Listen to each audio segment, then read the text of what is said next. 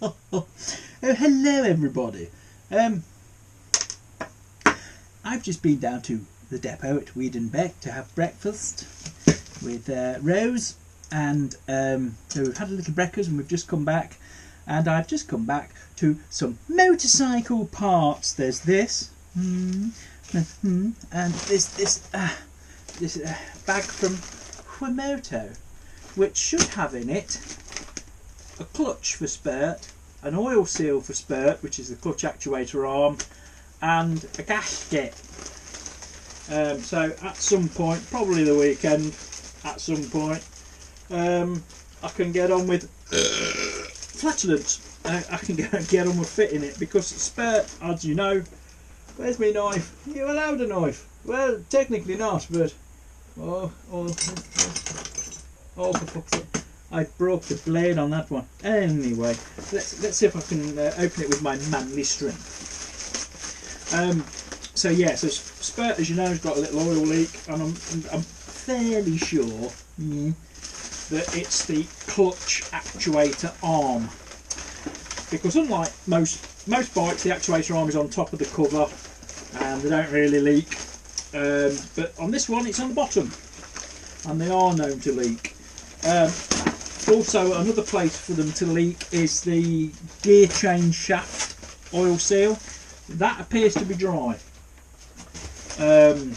So I don't think it's that, but what I'm going to do is take the bottom fairing off and have a really good look with the torch, and then I can have a look. But I'm fairly sure it's that seal, or it's the gasket, because if it's anything like the old ZX10, you probably have to put a tiny bit of silicone on it where the crankcase halves join. Usually you do. So it could be from that, but I won't know till I get the torch on it, have a really good look. It's not a chronic oil leak. It looks bad if it's left overnight. It will leave a little puddle. Nothing major, but the actual oil level in the bike's not really changing. So I'm not particularly concerned about it, and it doesn't appear to leak when it's running. So I don't know. So what have we got in the bag of wonder? Right, well, you've got to be careful, James. This is the gasket, hopefully. Right, oh, got a key ring. Oh, and a side stand puck. Thank you, Wamoto. Bloody lovely. Right, oh, got a sticker pack as well. It was worth ordering stuff just for the freebies. Oh, look at that. Oh, it's a little 3D puzzle of a motorbike. How cool is that? Oh, I like that. Yes, that'll keep me entertained. A side stand puck. Nice. And a keyring. I have found these new blue keyrings, though, don't last as long as the old yellow ones. The old yellow ones you got years out of. These are falling apart, so I don't tend to put them on anything. So yeah, shame. I think they've changed the material. Anyway, that was from Wamoto, and as you can see, I've got a pair of grips. These are high friction grips, because the other ones are gone slippy. The little oil seal, that was only about £3.5. A TRK clutch kit, because I used their brake products and I'm really happy with those. Brilliant brake rebuild kits. But the clutch plates from TRK were only £25, and yet the equivalent EBC one, it was like 60-70 quid. And I started using EBC stuff when they started bringing out green pads and stuff years ago, and I never used to get on very well with EBC. I never used to think they were very good. I have since used their sintered stuff and what have you, and it's fine. But I used to use the green stuff pads, and they always felt wooden. So I've got this aversion to EBC at the minute. Although the good stuff now, really good stuff. I've got to replace at some point the front disc on the Pegaso on Olive. There is a very slight warpage there. It was picked up on the MOT, and I'm just starting to feel it through the lever. So I'm going to put an EBC new front disc on that, and at some point I'm probably going to replace the ones on Spurt as well. So we've got the clutch cover gasket, which is protected by cupboard, and we've got the clutch plates, the oil seal, and some new grips. So that's good. So that gives me something to fanny around with, because, you know, I'm a bloke, I like to tinker. What is this, you may ask? What's this, Jim? Thank you for asking. The exhaust, that little stubby Akropovich knockoff exhaust I put on Phyllis, great, it's done the job. You know, got through an MOT, but I am finding it obnoxiously loud because I'm commuting on it at the moment. Beverage.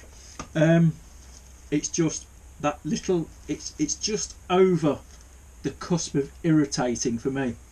I've put the original airbox back on because the induction noise is just ridiculously loud with the cone filter on it.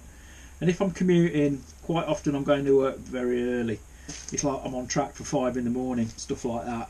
I just want it to be a bit quieter for commuting, and also with the cone filter and that pretty much open exhaust, the MPG has taken quite a hit.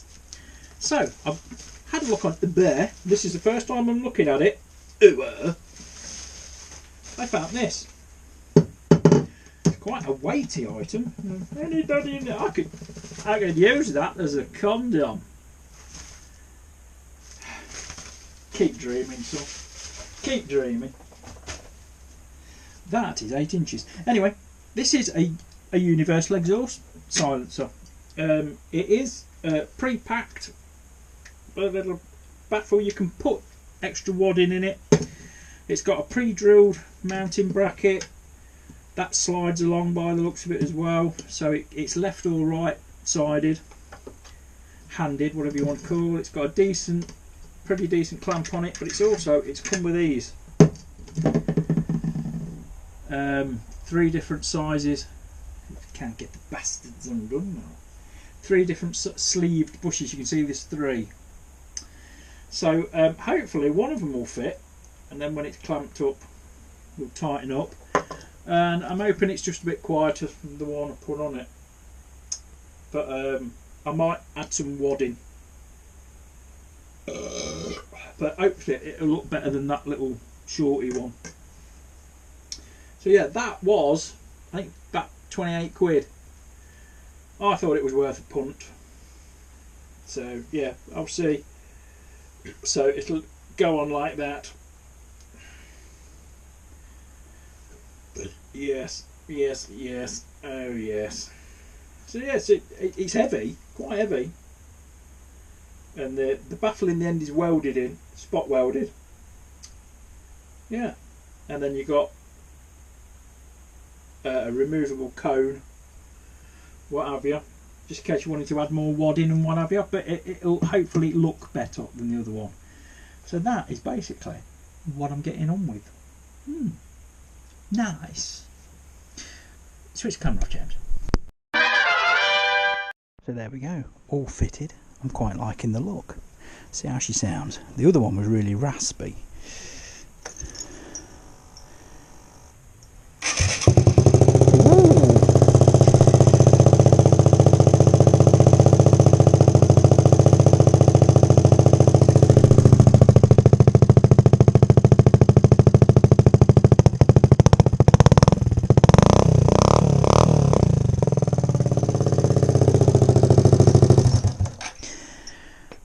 Still noisier than what I'd like, but I do have the option of taking the can off and adding some wadding, which I may well do. But yeah, for now, we'll see how it goes. I'm liking that look a lot better though. Just got to adjust the mounting bracket, cut it to the size, but it actually slipped straight on.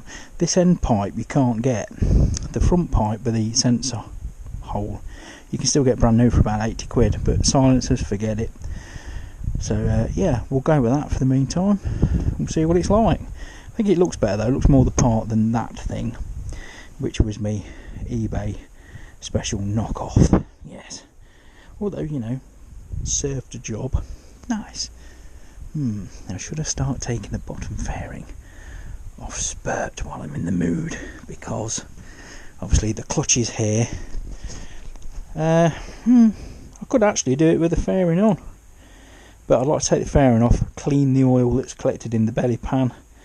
But yeah, I'm thinking I won't lose so much oil. If I keep it on the side stand, I won't lose so much oil. You're going to lose oil when you take that cover out, but if I put it on the main stand, I'm going to have to drain all the oil, which is no biggie. I can do that, but it just make it easier if I can just, you know, whip it on the old centre stand and do it that way.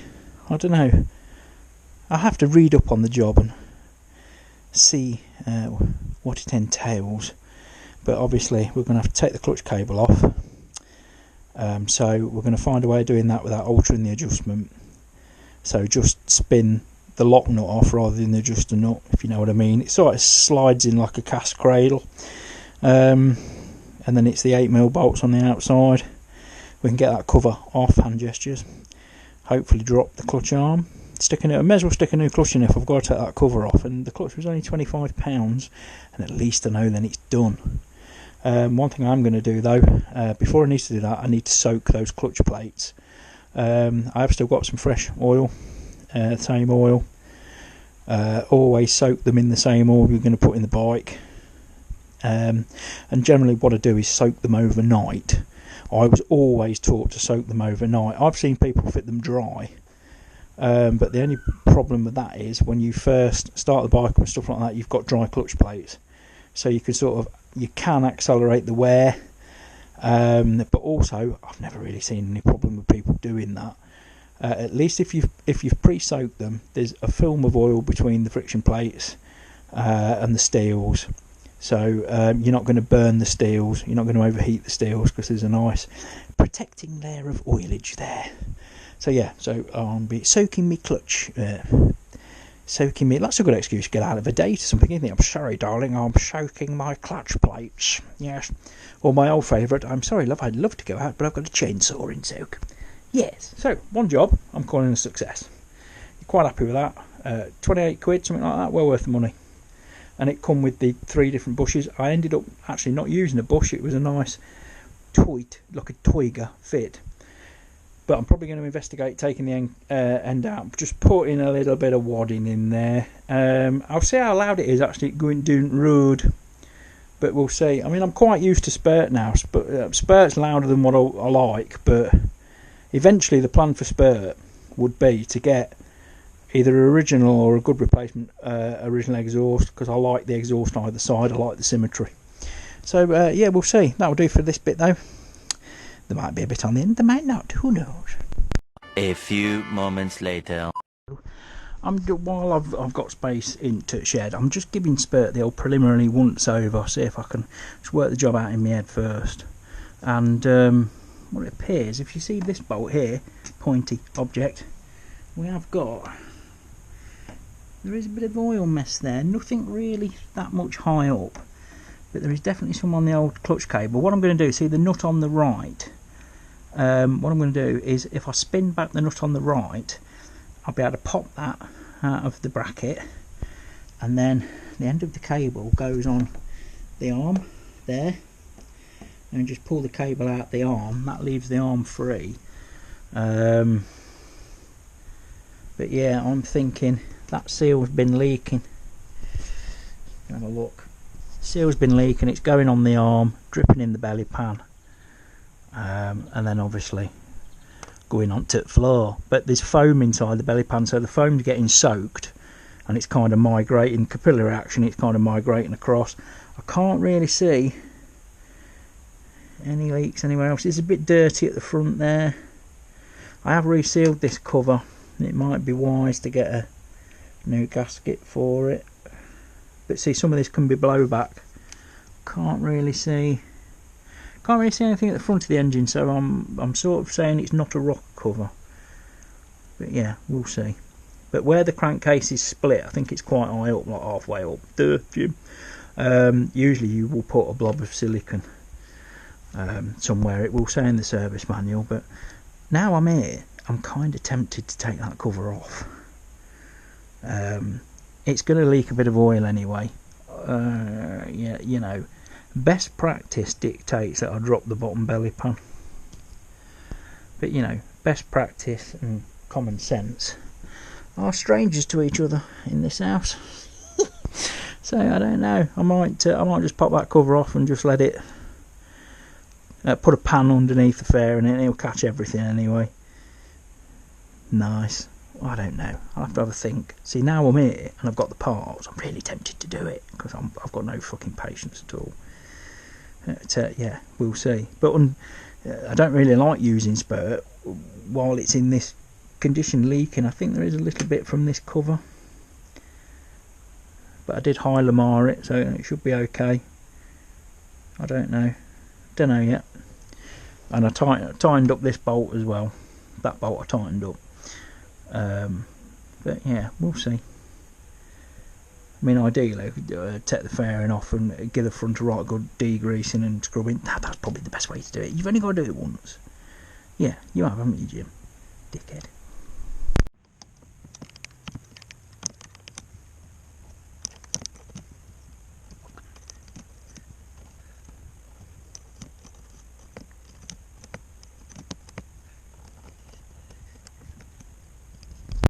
The clutch cable is now detached. Basically I backed off this rear nut to give it a bit of wiggle room, and then I turned the clutch arm in to take the slack off the cable as well, and it's just a question of popping the old nipple out of this bit here.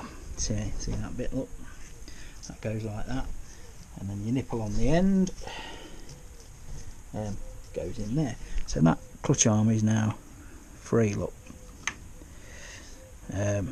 So yes, we'll see. I'll start on doing these. I mean, that is actually dropping now, but I don't want to touch it. I want to take it off with the cover hand gestures. So I'm just going to start buzzing these out and we'll crack on. 12 seconds later. A couple of those were way tighter than they need to be. These are really only hand tight cover bolts. Very low torque. And one of them felt horrible, and sure enough it's broke, so we're going to have to drill and get that one out. Can't leave it like that. But yes, that broke, but obviously someone's been in here before, which is not surprising for the age of the bike. It's 1993, remember, and even though the mileage isn't that high, this cover could have been off times. If it had an abusive owner who kept wheeling it and doing burnouts and shit, it might have gone, you know, through 2 or 3 clutches. But all those bolts look pretty much the same length actually, which helps. Yeah, I'd say they were. Let's pull them out. Pull them out, you slag. Another one could be that obviously if you've got a steel bolt going into an alloy casing, the two dissimilar metals will try and chemically weld. That's probably what's happened, to be fair. But I knew that one felt, because I always try and undo these by hand first. It felt shit. That one felt shit. I knew that was going to break. But that could be chemically welded. I mean, I'm going to try and drill it out and get some left-handed drill bits on it and all this lot. But I'll try and get some penetrating fluid behind the stud if I can and what have you. And just see if we can do it that way. I'm just looking for a pry point. There's usually a little pry point on these covers. I'm just looking, and we'll just try and pop it off and see how much oil we get everywhere. Nice. The cover's off. I had a bit of a problem trying to get it off the dowels. One of the dowel holes is actually at an angle. When you look at it, it's correct, you know. So got to clean the old gasket off. A little bit of oil coming out, you can see how much. But so far so good. Next job, buzz these out and get all the clutch plates out. It's going to be one of them where you're going to have to get in with your fingers and get it out, and then what I do, I lay it upside down. So then it goes back in the reverse order, and just for every friction plate that comes out, we'll obviously put in a new one.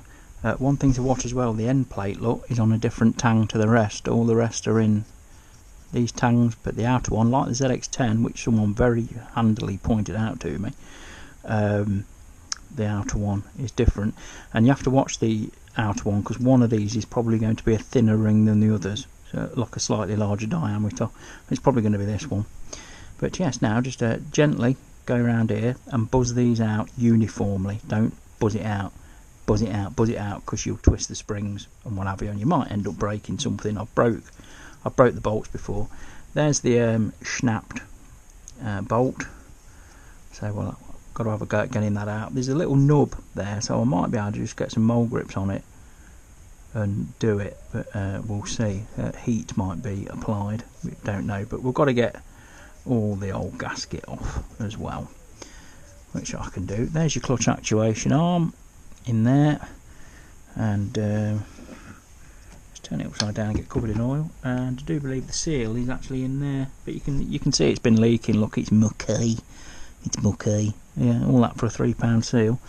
But yeah, it's just pissing its excess oil out at the minute, and I'm just catching it in this oil can is clean inside, and then we'll give it a good clean up before it all goes back. So yes, that's good. I'm happy with that so far. So yeah, cool. And that clutch arm literally just pulls straight through there. It's held on by a notch on this. This is your actuating rod, and it acts. This is what it acts on. So when you stick that rod back in, as long as it's the correct sort of orientation, you turn it till it engages in that, and then when you put the tension back on the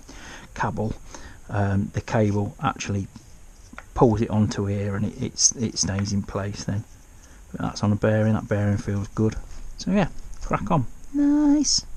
I'm starting to back the springs out now. Somebody's definitely been here before. I'm still, obviously, somebody's probably fitted a clutch, and the clutch is probably okay. But I'm still going to fit the new one. Hand gestures. Yeah, somebody's definitely been in before, because some of these screws were way tighter than what they need to be. A Gorilla's big brother has done these up. Yes, definitely. Yes. And somebody did put a little bit of silicone on the joins, which is good. The case joinings are there and there, and you'd have the same again on the stator. Well, on the cover. So yes. Onwards and upwards and arse about sideways. The longest clutch springs I've ever seen. Usually they're about 3/4 to half that length. They're huge. I don't know whether they're originals or what, but yeah, massive. I'm really surprised with that. I mean, I think the last ones are fitted to the GS. Well, like half that length. So yes, we'll see. And one of the edges is definitely mullered. Hopefully we'll be able to get it to tighten it up right. If not, I'm going to see. I'll replace one of the bolts if I have to. So this outer plate now is ready to come off. So I shall crack on with that, because it'll probably need a bit of a light tappity. It's got to come off as square as possible, really. But the good thing about the design of this engine compared to the ZX10, ZR600Es and stuff like that is you haven't got that silly starter tensioner to destroy the clutch basket, which is a good thing. Yes, get on with it, Jim. All right then. So there you go. That's the outer friction plate with the steel behind it, and that's directly behind the cover. That cover, look, there's no wear on it at all. It looks beautiful. But if there is wear, it's very, very uniform. It doesn't look like it's been abused or overheated. There's no bluing, which is what we look for. And this one, you see how all the other clutch plates, all the friction plates, they all go in to these inner slots. This one goes to the outer. The actual plate looks the same, but the rear one might be the different diameter one. But that one goes on the outer. But the clutch actually looks, the first plates at least, look in really good condition. As you can see, there's no wear. I think this clutch isn't that old, to be fair. But what we're going to do now, as we take these off, I'm going to leave the steels out. Because the steels tend to be the same thickness, not always, but they tend to be. But what I'm going to do is put them down in reverse order. Then as I put them back in, I'll probably keep these friction plates, because they actually look fine. So this one's coming out. Again, that looks good. The steel behind it, there's no bluing. But all these so far, I think, are going to be the same, to be honest. And what I'm doing, I'm just going to index it like that, so I know that outer one's different, and get out. This is occasionally as you go down the pack, this is when you need like a little pick or something, because if these don't come off uniformly, they tend to stick. As you can see, look, the front one's sticking.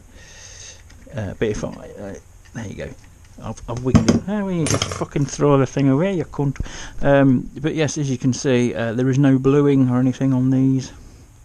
It's a nice little coating of oil. All the dimples are still there. The dimple is what gives it its grip, what gives these pads the grip. I think that clutch is fairly new. So yeah, but we'll carry on, and I will put the new one in, and then at least I've got peace of mind to know I've got a new one in. But this one, if I ever need it, it's good for a spare. And I know there's an argument there to say, well, if it's good, Jim, why don't you just leave it? And there is that argument, but I'd sooner change it. Further down the clutch, I'm like well into the basket now. Still no bluing on the steels, which is great. But there is, you probably camera won't pick it up, but there is on these inner plates there is some wear. Still plenty of life in it, but there's still wear. So yes, nice. Get on with it, Jim. Yeah, all right. Now we're into this stage. It's like we get the pick and we start, because they get a bit of stiction with the oil as well. Ideally, you need two, so you can go around it universally. Wanker. So you can go around it symmetrically and then just pull the rings out. Some people they take the old basket off, but there's no need. And unless there's damage to the basket, all these ears need to be nice and smooth, no sharp edges. And this is good. This is one of the best I've seen actually, which is alarming. All of them out, and that's your bare basket. Obviously this centre one is what the steels work on, and the outer one is what your frictions work on. No bluing on the basket at all on this M1. There's no other plates in it. There appears to be 7 friction plates. So yeah, well, I'll go and have a counter for the new one, and we'll have a look. I'm just pull straight out the cover. Do it gently. There's a couple of pairs of needle roller bearings that you need to pull through, so obviously if you feel any resistance at all, just double check what you're doing, because there shouldn't really be any. Now you can see that seal's been leaking. We've got the new one. It's over there, look, in the bag. So we'll replace that. It's just a question of getting a little pick like this, pulling it out, pressing the new one on, and then this will slide back in again. Remember the orientation that the arm is inboard when it goes in. And then what you've got the engagement slot there, which slots into this slot. So when you put it back, you'll be putting it back in something like that orientation, so it can go on there, and then you'll turn it slightly and you will feel it engage, and then that'll be it. So it'll be out a little bit while you do that when you put the cover on, and then as you put the cover on, it should pretty much seat itself. So just remember the orientation that the arm is pointing inwards. Nice. My phone just went ping. Yes. Nice. I'm just at the minute getting the old seal out, and it's coming out in bits, and part of it is sort of staying behind. I've just had a feel and a quick grope of the new seal, and it's actually quite a hard one.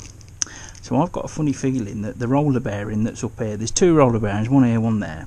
I've got a funny feeling that roller bearing has to come out, and then the seal, you have to drive the seal in from that way, because there's a machined lip there, or what looks like a machined lip. I don't think it pops out or anything. I'm going to have a look on the interweb, but by the looks of it, you take the roller bearing out and fit the seal behind it. I don't know. I'm going to do some research on that, because it might be that this bit might pop out and you put the seal in that, but I don't know yet. So before I damage anything, some research. Yes, crikey, Jim, research. You yes. Well, I might be completely wrong now, but the old seals, it's pulled itself apart coming out, but there appears to be a metal lip here, and I've just looked on eBay at pictures of ZZR covers, and the first ZX6s were a ZZR engine basically, and none of them seem to have this lip. So I think somebody put You can get seals with metal cases, and I think somebody's put one of them in, because the diameter of the new seal is, you know, all the way around, and that is a hard seal on the outside. There's no way I can deform it, I don't think, to get it in there. So I think there's a metal lip in there. I think there's a little metal cage. So I'm going to attempt to remove it, because all the pictures I've seen, it's literally just this chamfer without this. So I'm hoping I'm right. If not, I've buggered it up again. Yes, Jim Bob's magic powers of observation win again. It was indeed a metal cased, use your big words, Jim, come on, seal. And I nearly got the blowtorch on the little bugger, but I didn't have to resort to that. But I will show you, come out you wee little bugger, that the original, that's the replacement seal. Look, it's the same diameter. Because I thought, there's no way I'm getting that in without deforming it, but that is, I'm going to have to clean that inside. Just a nice little press fit in there, we'll push it in with the socket, and then be really careful fitting the clutch arm, make sure it's all lubed up. But I can't even find this metal shrouded seal online. Not sure whether it was an original fit, but like I say, all the pictures of the casings I got were like this, just the little chamfer, and a lot of them don't. A lot of the spare covers, there's only a couple on eBay at the minute. Finger gesture, don't come with a needle bearing, so I needed to protect the needle bearing. So I started to drift that out. Noticed it was deforming the lip slightly, which then proved to me, the way it was acting, it proved to me it wasn't part of the casting. It looked totally different anyway. But yes, in the end I just got a big F-off screwdriver in it, and I just gently got in there, pried, and it popped out quite easily. So I'm going to grease this up with red rubber grease, pervert, and fit it with the appropriate sized socket and just tap her home. Nice, well that was easy. I've just got to get rid of the old gaskets now as well. The bolt that's stuck in the casings, I cannot move it, and there's a good inch and a half of thread in there, and I don't really want to get a blowtorch or anything on it, because the fuel pump's right above it, and you know, if there are any fuel vapours knocking around, it's going to get nasty. Because it's at a high point of the case, I think just a little ring of silicone around that, around the bolt, and it'll be absolutely fine. So that's what I'm going to go with. It's going to be a lot easier than trying to get that broken bolt out. If it does cause me problems in the future, we'll have to delve into it, but for now I think just a little bit of silicone will do. Nice. Just a little note, the old clutch plates, this is the top one, are the block type. You see each little friction pad is a block, typically made of a cork type material. Doesn't matter which way around these go, like that or like that. But the new one has angled groovature in there, and that's basically to disperse the oil, to spread the oil. These must go direction of rotation, so if it's a clockwise rotation they'll go like that, if it's an anti-clockwise rotation they'll go like that. Just something to be aware of, and I haven't soaked the plates yet. Nice. And in case you're wondering, the rotation of the ZZR6 clutch basket is anti-clock, so that means when we shove the plates in, we're going to put the grooves like that. Nice. So yeah, always check that, but the angle points to the direction of rotation basically. Penis. I'd never seen clutch springs that long before. I'm not sure what make of these, or where they got them, or whether they're heavy duty or whatever, but my experience of heavy duty springs is they tend to be the same length as the originals, just tougher. The service length of the clutch spring should be something like 33 point something millimetre, and they only have something like a millimetre wear limit.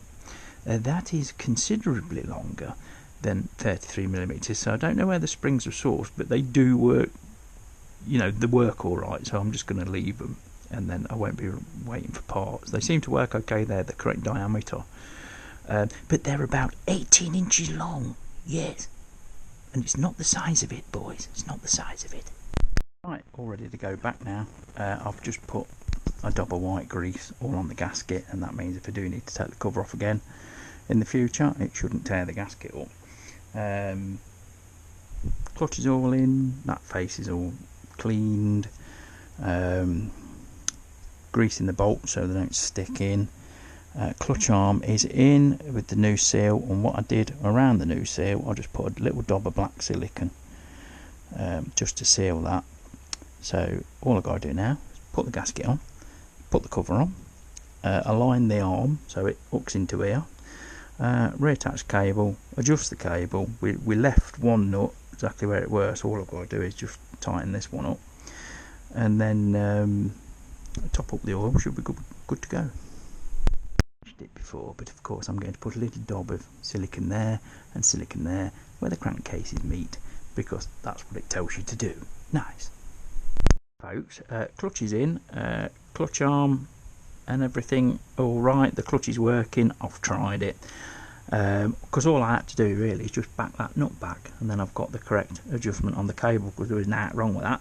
Little bit fiddly trying to get the old nipple in the thingy, but what I did was I grabbed the clutch arm with a pair of mollies and just manually turned it just to put that bit closer to the nipple, and then I had the nipple in a pair of pliers and just wiggled it in, slotted it in, and it was alright. Took a couple of tries, but it was our care. I've done all these cover boats. Diddly did, diddly did, diddly did, diddly did, diddly did. I put all the cover bolts in. I've torqued them all down to 8. I'm sure it was 8 Newton meters or 8 foot. Where's me? Oh, where's me fucking? It was 8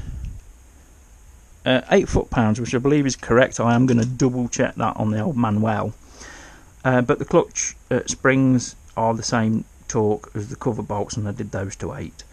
I'm pretty sure they're 8. If it's anything different, I will bleep it down below. Yeah, seal went in fine. I just put a little bit of black silicone around it, and then yeah, should be good. Should all be good. But we shall see. I've just got to top the oil up. But what I'm going to do, I'm just going to leave everything to sit at the minute, because I've got the silicone on it. So I'm just going to let it sit for a bit, probably a couple of hours. Put her on the centre stand, recheck the oil level, top up if necessary, and then I'll just run it for a few minutes just to get a good quantity of oil on the clutch plate. But overall, not a bad job. Not the worst clutch I've ever done on a bike. What you've got to watch on some bikes, I've only ever experienced it once. I can't remember whether it was on a Yamaha. Could have been a Suzuki or a Yamaha. But sometimes your friction plates, the top of the basket, they'll have a little snap ring, or well, a big snap ring, to hold them all in, and sometimes they're quite difficult to see. So just bear that in mind. It's always a good idea to read your manual beforehand and get an idea of what the job's like. So nice. All in all, pretty happy with that. At the minute, I'm just getting some blue paper. Jim, where's all the blue paper gone? I've got no idea. Anyway, the roll's there. I'm getting some blue paper, and I'm just getting rid of the oil that's on the fairing and what have you. And there's a little bit of blue paper stuff down the front, soaking all that up. There weren't a massive amount, to be honest. So yes, overall, happy with the job. Nice. Oh, I suppose I could put my grips on, couldn't I? While I'm here. Yeah, could do. Jim, you could do. Yeah, I could. I think I've still got some Oxford super glue to glue it onto the throttle tube. If you're having trouble putting grips on, one of the best things you can use is actually go and nick the wife's hairspray. Spray the tubes and the bars with hairspray, and that acts as a lubricant when it's wet, and it actually acts as a glue when it's dried. And I've done that a couple of times, and I've never had the grip come off, so it must work.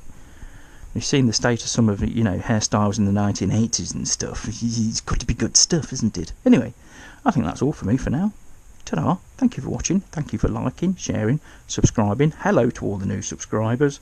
Hello to all the new commenters, etc., etc. It's great to have your input. I do enjoy your comments, even the ones I have to moderate. Yeah, naughty people. But yes, crack on then. It's time for tea and medals. I am so easily distracted, it's laughable. I can't remember whether I mentioned it. This is it's a Kawasaki genuine gasket, but it was a piss poor fit. It fit on the dowels okay, but then you've got a choice. You can either line up the bottom holes and have the top ones like this, or you can line up the top holes or have it sagging out the bottom. Now I thought it was wise counsel to have the bottom ones lined up because that's where the oil was going to pool. So yeah, piss poor fit from Kawasaki there. I'm just fingers crossed it will do the job. Penis. I've just pulled these bottom 3 bolts out and I've just put some thread seal on them because I noticed a drop of oil on the bottom of the clutch arm. The seal's dry, so it was weeping through the thread. So I've just put some thread seal on it and tied them back again. Yes. I've decided I'm changing the grips. I've cut the old ones off, or the old one, and there's a plastic tube in there as well. So somebody bought the wrong size. And there's also this shite. Fucking hell's going on there? Also inside of the old grip, absolutely covered in black insulation tape. If it's the wrong fucking size, just go and buy the right size, you dick.